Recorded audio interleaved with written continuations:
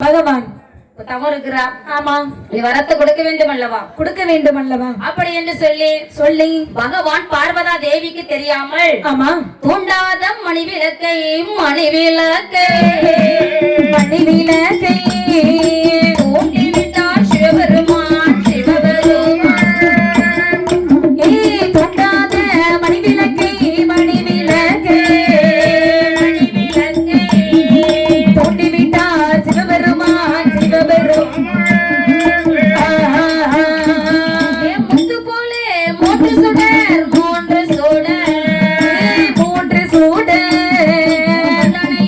விழுந்திடுமா முத்து போலே மூன்று சுடர்